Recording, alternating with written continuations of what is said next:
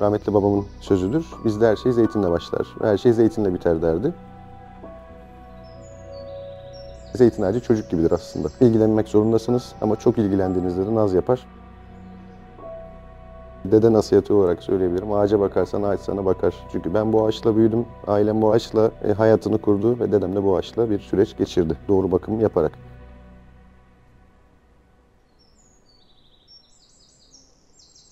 İsmim Halil Sucu, yüksek gıda mühendisiyim. Yeditepe Üniversitesi'nden mezunum. Aynı zamanda da Cordoba Üniversitesi'nde zeytinyağı teknolojisi üzerine yüksek lisans yaptım. Günümüz şartlarında da Özgün Zeytin'in yönetim kurulu başkanıyım. Bizim ailemiz Giritli. Mübadele ile dedemler buraya gelmiş zamanında. O günlerden itibaren baktığınızda 1940'tan 45'lerde başlayan zeytincilik hikayesi bugün 2024'de yansıyor. Ben ailenin 3. kuşağıyım. 90 yılında Özgün Zeytin babamla birlikte markalaşıyor ve bugün 34. yılında günümüze kadar ulaşıyor. Aile mesleği olduğu için dededen babaya, babadan toruna, yani ata mesleği.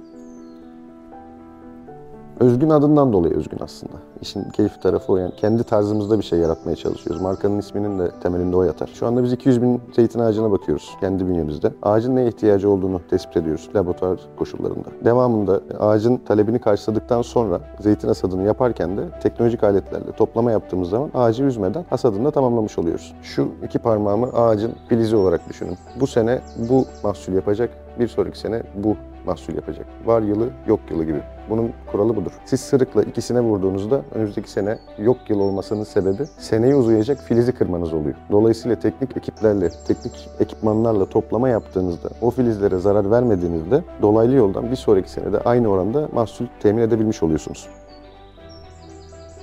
Türkiye'de 450 bin üzerinde zeytinci aile var. Bu önemli bir rakam. Zeytine verilen değerin aslına bakarsanız alt temellerinden birisi. Buradaki güzel nokta şu: bir çiftçi zeytinin bakımını yaptıktan sonra hasat yapmak isterse otomatikman bir tayfaya ihtiyacı olacak. Ve bu tayfada mutlaka en az 20-25 kişi olacak. Bu 20-25 kişi de toplamda 50 veya 60 kişilik bir aile grubuna tekabül edebilir. Dolayısıyla o çiftçi tayfanın ücretini ödediğinde o ailelerin evine bir gıda olarak, bir giyim olarak, farklı bir şey olarak girmiş oluyor. Bu anlamda zeytin hasadında gün önemli değildir. Kimisi 10 gün toplar, kimisi 3 ay toplar, 2 ay toplar. Ama bir tane müstahsilin, bir tane çiftçinin tayfaya ihtiyacı olduğu için otomatikman 30 kişiyle birlikte çalışması gerekiyor. 30 kişinin yevmiyesini ödemesi gerekiyor. Bu da dolayısıyla Balıkesir köylerindeki gizli bir kalkınma sürecidir. Özellikle kış periyodunda.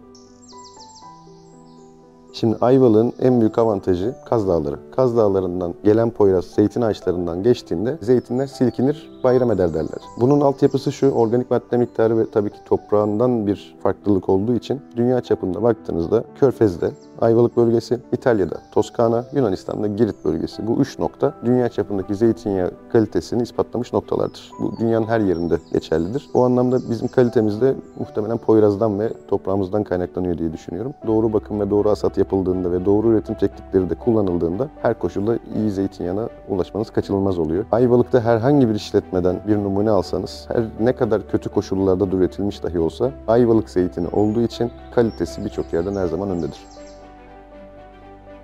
Bizim çalıştığımız firmalar ki Beyaz Fırında aslında bunların başında geliyor. İş düzeni olarak bizlerle çok aynı. Çünkü niye? Tamamen kalite ve sürdürülebilirliği baz almaya çalışıyorlar. Biz de aynı şekilde kalitemiz ve sürdürülebilirliğimizle birçok yerde bulunmaya çalışıyoruz.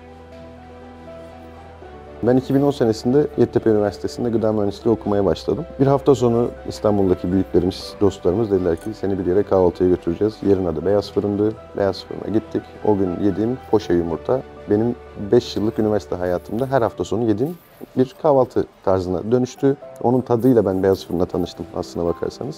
Tabii ki çok kıymetli insanlar tarafından sürdürülüyor. Çok eskiye dayanan bir firma olması aslında küçük de olsa biraz bize dair de paralelliği olmuş oluyor. Çünkü biz de aile şirketiyiz. Aynı kokuyu alabiliyorum, aynı havayı soluduğumuza inanıyorum. Kalite anlamında da çok üst noktada oldukları için biz de kendi kalitemizde olabildiğince destek olmaya gayret ediyoruz.